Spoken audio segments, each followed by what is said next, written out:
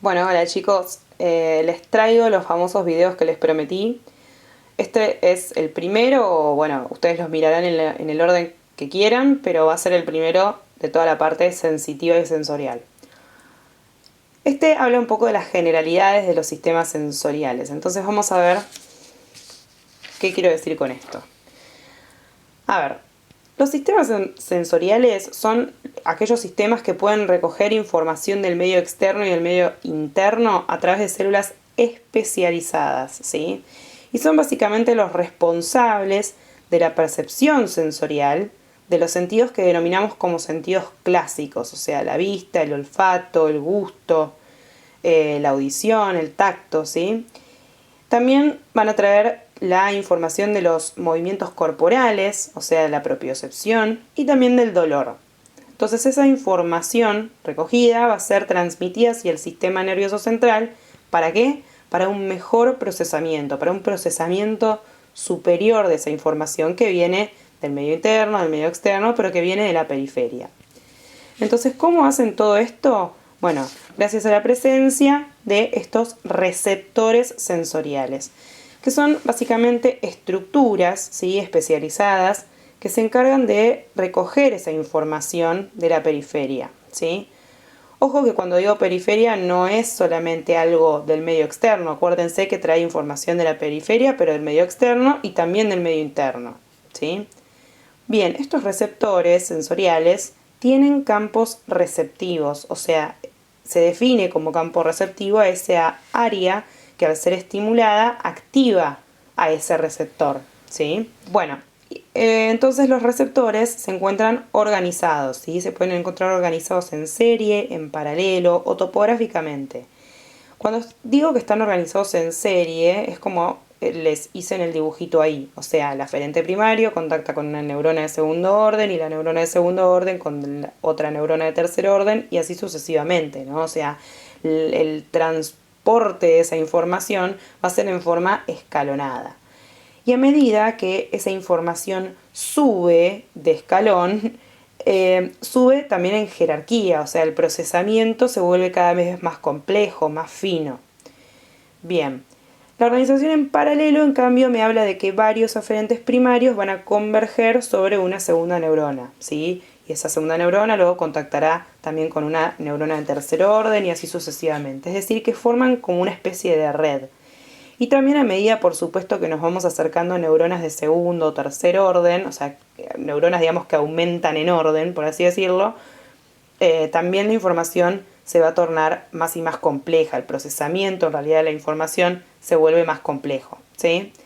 Y la organización topográfica en realidad me habla de que se preservan esas referencias anatómicas del estímulo, o sea, de dónde viene el estímulo, a lo largo de toda la vía. Y eso permite que se puedan reconocer los lugares de donde proviene la información de manera bien precisa, ¿sí? Bien, los receptores entonces son proyecciones, ¿sí?, de la neurona que podríamos denominar como neurona de primer orden o el aferente primario, ¿sí? Entonces, estos receptores pueden aparecer encapsulados, pueden ser terminaciones libres, pueden ser receptores a los que denominamos de axón corto. ¿Qué quiero decir con esto? Que los encapsulados van a ser los que tienen, por supuesto, una cápsula, valga la redundancia, de tejido conectivo que rodea a la terminación nerviosa, ¿sí? Como que la protege, en definitiva. Las terminaciones libres, en cambio, no, van a ser directamente las terminaciones nerviosas, ¿sí?, que quedan libres, que no van a estar tapadas ni protegidas por nada. Y los receptores de axón corto son aquellos receptores que se observan, por ejemplo, en los sistemas vestibular, visual, auditivo, y que, bueno, la proyección periférica de estos receptores de axón corto termina sobre una célula especializada, con la que va a hacer sinapsis, que puede ser una sinapsis además química, una sinapsis eléctrica. Eso lo vamos a hablar mejor en los videos de visual, de vestibular, de auditivo. No es igualmente un punto tan importante en cuanto a la clasificación de los receptores, pero sepan que existe, ¿sí? Bien, entonces, además de todo esto, ¿Cuál es entonces la función del receptor? Y bueno, la función es la transducción, que es la transformación de la energía del estímulo, ¿sí? Que puede ser energía lumínica, química, sonora, qué sé yo, cualquier estímulo que se les ocurra, lo transforman en una energía eléctrica, que es la energía que verdaderamente puede procesar el sistema nervioso central. Además, algo que es importante es que cada receptor responde a un tipo específico de energía. Como dije recién, por ejemplo, los receptores para la vía visual van a recibir justamente o van a responder a una energía de tipo lumínica, ¿sí? No sé, los receptores gustativos van a responder a información química y así sucesivamente, ¿sí? Cada receptor entonces está, digamos, ya definido para un tipo de energía. Y ese tipo de energía que reciben la transforman en energía eléctrica todos. Eso se lo denomina transducción y eso es necesario para que se pueda procesar en el sistema nervioso central. Bueno, también los estímulos se pueden codificar según la intensidad, la duración y la modalidad. Según la intensidad, se lo divide, digamos, en un código de frecuencia y en un código de población. En el código de frecuencia, yo entiendo que a mayor frecuencia de descarga, mayor será la intensidad de ese estímulo, ¿sí? Y según el código de población, a mayor cantidad de receptores activados, mayor será la intensidad de ese estímulo, ¿sí? Según la duración, significa o me habla, digamos, de la cantidad total de potenciales de acción generados por ese estímulo. Entonces, si yo tengo una mayor cantidad de potenciales de acción generados, me indica que la duración de ese estímulo fue también mayor. Y según la modalidad, me refiero a la cualidad del estímulo, que está determinado por el aferente primario. Todas estas características, la intensidad, la duración y la modalidad, se evalúan a nivel del receptor, obviamente, pero también a nivel de la zona gatillo, ¿sí? Es decir, el primer nodo de Ranvier. Bueno, y ahora hablamos de lo que es el potencial receptor. El potencial receptor es un estímulo que se aplica sobre el receptor y modifica la permeabilidad iónica del mismo. Y como consecuencia de esto aparece una corriente despolarizante que se va a desplazar hasta la zona gatillo, que como dije recién era el primer nodo de Ranvier. Entonces, si en la zona de gatillo se supera el umbral, entonces se generará el potencial de acción, que es el que va a justamente correr por todo el aferente primario y así se irá transmitiendo hacia las neuronas neuronas superiores del sistema nervioso central, ¿sí? Bien. Ahora, otra de las características de los receptores es que los receptores se pueden adaptar, ¿sí? ¿Qué es la adaptación de un receptor? Es la disminución de la amplitud de un potencial receptor, o sea, la posibilidad de poder generar un potencial de acción ante un estímulo constante, ¿sí? Entonces, la adaptación de los receptores se puede dar de dos maneras. La adaptación rápida, que solo descargan potenciales receptores cuando se aplica el estímulo y cuando se deja de aplicar el estímulo, ¿sí?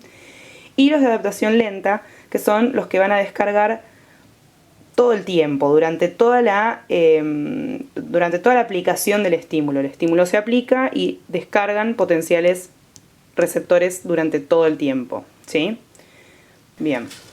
Bueno, también podemos hablar, cuando estamos hablando de las características y de las propiedades de los receptores, de los campos receptivos de estos receptores, que más o menos ya los nombramos, pero que un campo receptivo es el área que al ser estimulada activa un receptor y por lo tanto también va a activar a su aferente primario.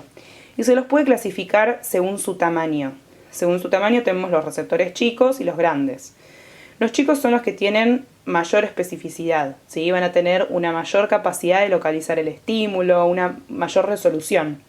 Y los grandes, todo lo contrario, van a ser los que van a tener una menor especificidad, una menor resolución, una menor capacidad para localizar el estímulo. Era lo que hacíamos cuando le pinchábamos acá a los pulpejos de los dedos y sobre el antebrazo. En los pulpejos de los dedos los campos receptivos son muy pequeños y entonces yo podía localizar perfectamente dónde me estaban pinchando. Ahora, Si yo me pinchaba en el antebrazo, que los campos receptivos son más grandes, la localización del estímulo se me complicaba y posiblemente lo localizaba mal o alejado a donde me estaban aplicando el pinche, ¿no? Bien, y después tenemos mecanismos de inhibición. Los mecanismos de inhibición pueden ser distales o laterales.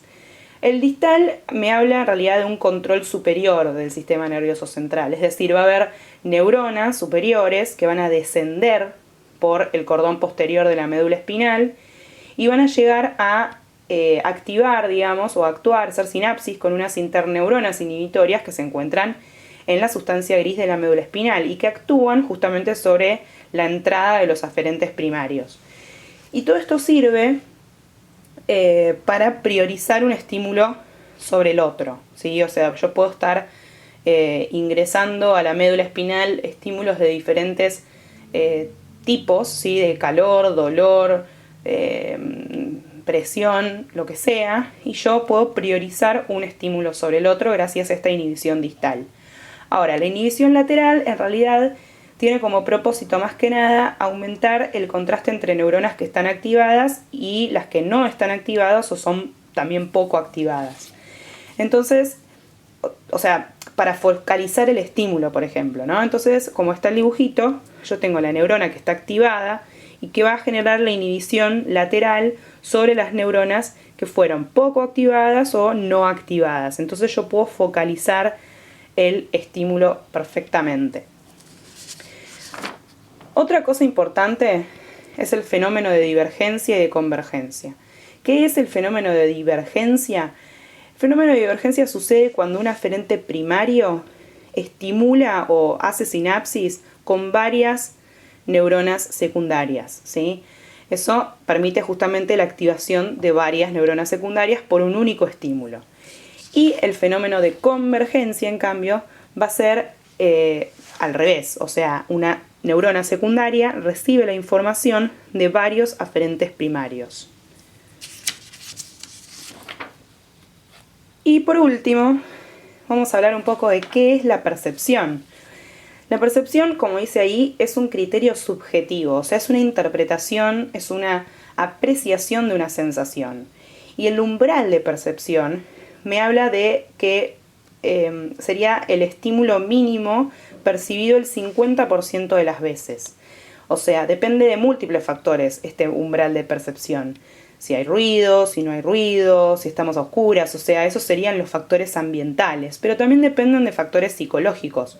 Si, digamos, yo estoy prestando atención, el estado de ánimo, la personalidad de cada persona. Y por ejemplo, les pongo un ejemplo. Yo me toco en un mismo lugar 50 veces, pero la siento, esto que estoy haciendo así, lo siento unas 20 veces. Entonces 20 veces sería mi umbral de percepción.